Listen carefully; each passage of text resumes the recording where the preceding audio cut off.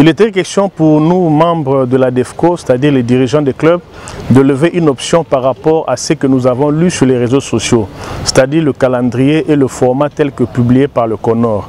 Vous vous souviendrez, il y a quelques semaines, nous étions réunis dans ces mêmes lieux pour donner notre contribution par rapport au nouveau format du prochain championnat. Mais contre toute attente, nous remarquons que les exigences que nous avions coulées dans ce rapport-là ne sont pas rencontrées. Notamment du fait qu'il fallait tenir compte des deux championnats. Il fallait tenir compte de la Ligue 1 et de la Ligue 2. Également tenir compte du nombre des clubs qui devaient participer dans les deux zones de développement, c'est-à-dire 13 à l'est et 13 à l'ouest. Mais malheureusement, le CONOR n'a pas tenu compte de ça. C'est pourquoi nous, en tant que club qui avions en son temps produit une réflexion par rapport au nouveau format du championnat, nous voulons réitérer notre volonté à ce que ces desiderata soient pris en compte. Et là, j'aimerais souligner que le ministre est le patron du secteur. C'est vrai, la FECOFA existe, mais le ministre demeure encore le patron du secteur. Il a convoqué des assises pour que nous puissions tous réfléchir et essayer de porter les solutions pour que nous puissions avoir un championnat qui rencontre les vrais besoins de notre pays. Voilà ce qui a été résolu.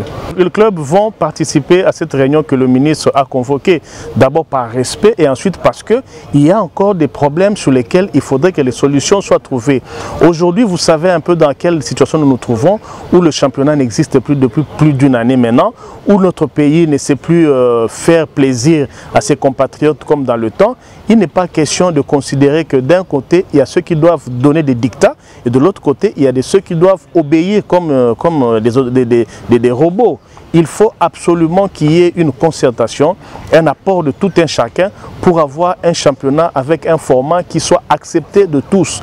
Vous savez, le championnat en soi, qui en sont bénéficiaires en premier lieu? Ce sont les clubs. Vous n'allez pas dans votre bureau prendre des décisions qui ne tiennent pas compte de la voix des clubs. Là, les clubs se sont réunis pour faire hausser le ton, pour faire comprendre que c'est nous qui sommes les acteurs principaux et rien ne peut se faire sans nos avis et considérations. Et je pense que le ministre a vu juste.